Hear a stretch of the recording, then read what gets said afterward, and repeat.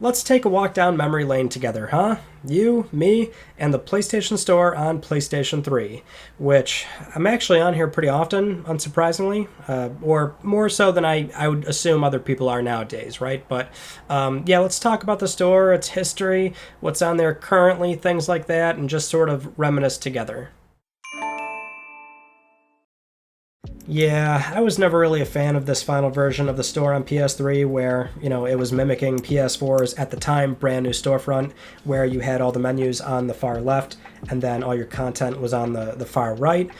Just based off navigation alone, I did not like how this store worked, but, on PS3, the problem is exacerbated further by PS3 being very slow and hard to navigate on this store, so it's always a huge pain to go back and use this, and that's why, looking back, we had the first PS Store on PS3 in 2006, where if you remember that one, it was completely web-based, so that was more or less it was a web browser in disguise, which was not very fun to use at all, very clunky, sometimes it wouldn't work at all, and just how it looks, it's just, kind of silly looking with the font and everything. It almost has a Fisher-Price-esque, coat of paint on it. It wasn't very good to use at all, despite being very nostalgic to look at. Then we got the second iteration of the store, much needed, which that to this day is still my favorite version of the PlayStation Store across all modern Sony hardware that has a PS Store. It was just so snappy, responsive, quick. It looked clean, beautiful. I think the only complaint you could really have against it in terms of a UI perspective is that you had so much dead space on the far right and far left side of the screen, but beyond that, it was so good, simple, and easy to use, which the way I'm showing you this footage of what is a dead version of that store is that many games, and even nowadays games do this, where in the menu there's a way to access downloadable content, and that'll bring you to a crude, quick version of the store where you can make a very fast purchase. And so for this example, I'm using Fat Princess, but I'm sure there's other PS3 games in that era that would do functionally the same thing, where it brings you to a dead version of that store, and that's how you can still see that I can look at my download list, I can see my PSN wallet funds. It still works as it kind of should, but obviously, most of the content is not actually on there. And now we have this today, which is the most up-to-date version. And that's the other really silly thing about the storefront, is that it wasn't until very recently that Sony finally made some adjustments to the store, because we went through that whole debacle of, hey, we're closing down the store. Oh, now we're not closing it down, but here's some more security updates across PS3, Vita, and PSP, where you're seeing more services slowly, closed down, and also removing credit card support. And so that's why there's finally a new notice here where, only until like a year ago, this was not here, right? So now it tells you that if you want to, make a purchase, you have to do it through desktop, mobile, PS4, or PS5, which I'm fairly certain this is the only time PS5 is ever mentioned directly on a PlayStation 3. Because otherwise you have, PS4 advertisements on here, like a PS4 bundle starting at $300. And this ad, of course, is now outdated, and they're still not, doing anything here. But that's one way to look at a PlayStation 4. And then this menu was always silly, because this was the main thing that most people saw before they finally updated it. So it says Best of Saints Row, Best of Sonic, Best of 2K, Best of Sonic, Best of 2K, Best of Capcom, Best of 1999, Best of 29.99, Best of Epic Adventures, Best of Games with Style. It repeated in the front here, and it was just like so silly. Like, why would, just fix it? Clearly, there's still ways to update the store. We even have examples of things still to this day getting delisted from this storefront on PlayStation 3. But we got games here, top games, digital-only games, top add-ons. That's definitely going to be a bummer when the store is eventually completely gone. Of course, Classics has been a topic we've talked about a lot lately with, the new Classics program on PS4 and PS5 with PlayStation Plus Premium, and that's how we can get a cursory glance at what was possible, or what could be possible of games Sony could potentially bring back. But deals, what deals are they still running here? A little bit of a whole lot of nothing. Genres, or it's just or it's just very slow to load. Whenever I am on here, I just make kind of a beeline to either search because I'm looking for something right away, or I go to all games, which all games, you can see these are the final PlayStation Vita games that were ever published on the PlayStation Vita before that shutdown happened, which is why you can see some of these are actually purchased. I've actually got these bought on another account as well, because I wasn't sure trophy-wise what I was going to do there. But yeah, these are the final games that were published, which was not that long ago.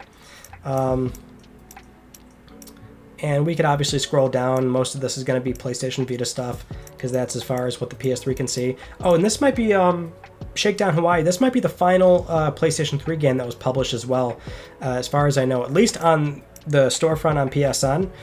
Disc title, there might be something that stretches out a bit further, but that's... yeah, this is the final one, which I believe this is also, and don't quote me on this, a cross-buy game, so you would be entitled to, yeah, to play this game on PS5, your system may need to be updated to the latest system software, some features available on PS4. I think this game entitles you to PS3, 4, 5, and Vita, if I'm not mistaken, which might be the only example of a game that does that.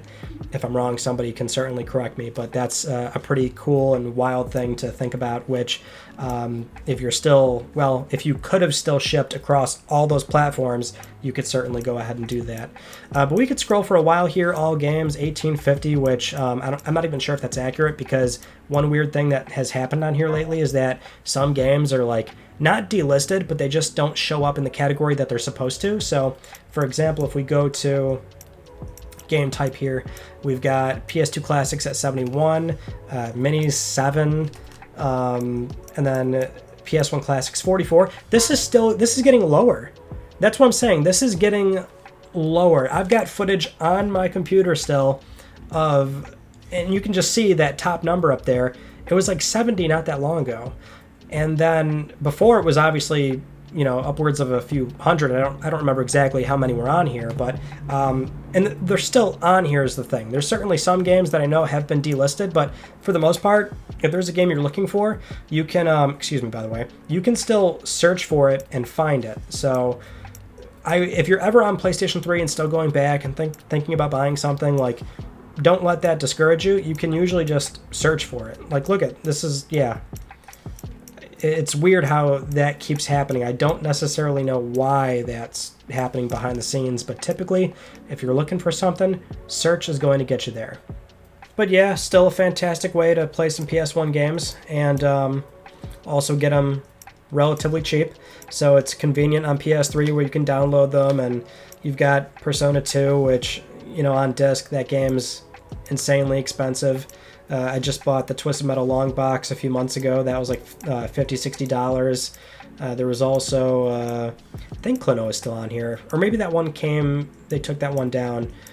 You got that on there. Misadventures of Trombone, like for $6. Like, I think we really took this stuff for granted back then, because there is so much conversation surrounding classic games nowadays, and it's still very much an underutilized feature. Nobody wants to admit it, but you know, the vast majority of consumers are not playing classics. But still, it's crazy how much was on here back then, and it was just something where I remember most folks did not care. Like, we would have, you know, PS blog updates like, oh, this classic's coming, oh, we're starting the PS2 program up, and there was not really a whole lot of, I don't want to say there wasn't positive energy, but I feel like if Sony did the same rollout of what they did back then on PS3 to, you know, PS4, PS5 nowadays, you know, it would just be such a stir crazy, like, people would be so excited, this and that. But I think that just kind of goes into the whole console war nonsense and having some scoreboard ammo, right? You know, these games are not things people are going to actively buy and play, but I think a lot of it certainly is that to a degree. But I digress. The point is, we've got all these classics on here. Conceivably, we could still see some of these games come back eventually. And some of these maybe not. Depends on the IP, obviously. But yeah, this was always such a cool part. The only bad thing is that there's still the, you know, CR2032 battery issue, where if that battery dies and you can't resync with PSN, which eventually that might be a problem, that means your classic games, your downloaded digital content is going to have a time bomb at some point. If that little battery dies and you can't resync that clock, even if you're willing to open up your console and replace that battery, you're going to lose access to your digital games, which is why it's kind of a hard sell for some of these things nowadays, despite the store being open. I really hope someday Sony does something about that and they address it in a firmware update, which they did do on PS4 and PS5, because those consoles have disk problems if that battery died, right? But they addressed that. So even if the CR2032 battery dies in those consoles, you can still play discs just fine offline without resyncing. PSP is another unfortunate situation. So this one, without notice, we lost the transfer of this content, and PS Vita as well, but at least PS Vita still has that storefront open, which we'll take a look at that one in a separate video. But yeah, with PSP, this was where they required a device password setup across PS Vita and PlayStation 3, and in doing that, that means you can't transfer it to a PSP anymore. You can't set up a new one. It's just, that's completely like cut off now, and that was a huge bummer because they didn't even put out a notice. It was just a firmware update. It was blocked, and then they finally addressed it on their service shutdown site. And this also isn't everything. I don't know why they don't display everything. There was no reason why this was like not working at the time. There was plenty of things on here. You can search for it. I would assume they'll let you check out no problem, but yeah, you got a lot of stuff on here still. Definitely disappointing though. A lot of PS1 stuff. That was PSP. Of course, there's a lot of PlayStation 3 games we could look at. I've been sorting this right. Oldest first. Yeah, like this isn't... I guess these are old, but this is not the oldest first, right? It's very silly. Kami HD, Twisted Metal, Absolute Supercars, which I have. That was like around when I started this channel actually, and I was like genuinely trying to make uploads, which I did a review for that one. It's a very old review. It's one of those old videos. Oh, unavailable. PID. Tekken Tag Tournament 2. Yeah, we could just reminisce for a while on this. I don't want this video to be too old, but there is something I wanted to also direct the attention to, which was what was it? What would it be under? Add-ons? No, it would be under yeah, it is under add-ons. Okay, so well, there's themes, but also avatars, which you could buy directly on PS3. 4,800, and I'm sure that's not even all of them. And right off the bat, we're presented with the most cringy, like, typical, you'd find this printed on a t-shirt at Hot Topic or your local fair or Target, like Gaming 101 available here, don't mess, I'm a girl gamer, do it now avatar, kitten avatar. And there's like 3 or 4 companies that have all done this. They put all this stuff on here. Themes, you could of course make your own theme on PlayStation 3. This one's got 5,000. You could do custom themes. Sony had software out there at the time where you could totally do your own custom XMB icons and background, and also keytone noises. But you could also just buy a theme. Oh, that's cool. I got Persona 5 stuff on here. But if we scroll down, like, I mean, look at, we're talking 5,000 premium themes you could buy for $2-3, and some of these were just like the most ridiculous thing ever. Here we go, Paradise theme. Now you think that might be cool, but the videos, because these are like the dynamic ones. Oh, that's Vita, right there, dynamic for PS3. So these are dynamic, so they should be moving in the background, or they could be a slideshow that just, you know, moves pictures around. But the dynamic videos were always low res and ugly. Same thing on PS4 as well, which that was always confusing to me. But there's so many on here, and it's the same deal, right? So you're seeing the same print, but there's a handful of companies that did all these. And my God, they put up so many. Oh, NFL Buffalo Bills theme. Western New York represent, even though I'm not even a football person. But around this city, Bills fans are nuts. A lot of add-ons. Yeah. Applications. A lot of these are shut down now, or they're getting their shutdown notices. I'm sure some of these still work.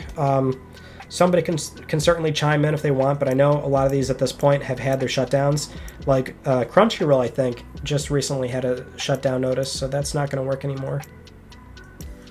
I know it says I downloaded NFL Sunday Ticket.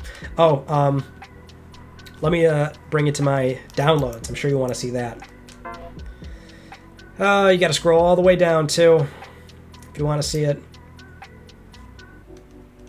643 downloads on PlayStation 3. So, reveal time. I had a different account when PS3 first came out. Mystic Moon, which you all know is my main one right now, and I've used that since around here, 2007. So I made one initially that I didn't like the name or something, and I can't even remember what the name was. It was just I didn't like it, and so I decided on a new one, which in hindsight was good because that was before trophies came out, so at least I didn't make a bad decision there, even though eventually Sony offered PSN name changes. But a lot of demos, which was way more common back then than it is nowadays. Nowadays it's like free to play or open beta or something like that, right? But we don't get demos too often. And it's a lot of demos. I didn't start buying on PSN until a little bit later.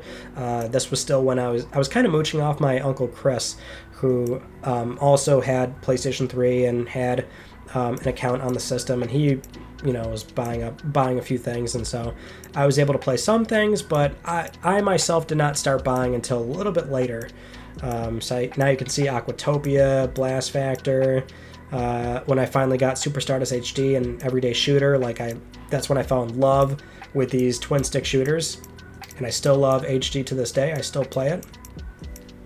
The Flow expansion pack, some Motorstorm DLC, Pixel Junk Monsters. That was such a high-profile, small PSN game.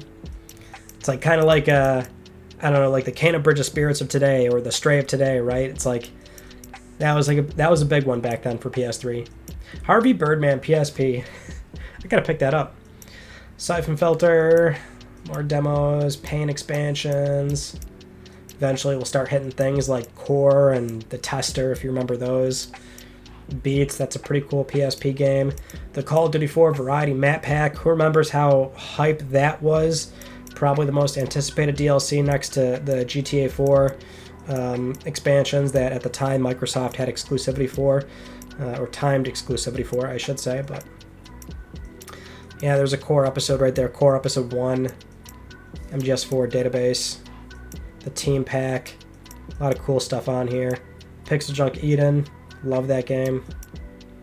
PlayStation Home themes, now there's PS Home stuff on here. I got the beta from somebody else, so I don't think it's in my download list, but I had access to that, I think the open beta or something, I can't remember exactly. It wasn't closed, I was not in the closed beta. Now, before we head out here, I thought it would be cool to check out the Japanese store, show you that, and also showcase the one thing that was borderline criminal, and I was always so jealous of this, which was the Japanese store had way more classics than we ever got. PS1, you're looking at 739 in the top right, and I think that's always been the same number, so there hasn't been anything weird or screwy going on here. This is largely, I think, all of them, maybe more, not 100%, obviously, but a ton of stuff. If you've ever been into imports, I mean, this is such a fast, easy, and convenient way to do it, where you can top up your wallet with yen from, you can buy it on PlayAsia or something, and this was always pretty cool. I've got a few things on here, not much, but it's just a ridiculous amount of PS1 games. I always thought this was so cool. I was extremely jealous of this.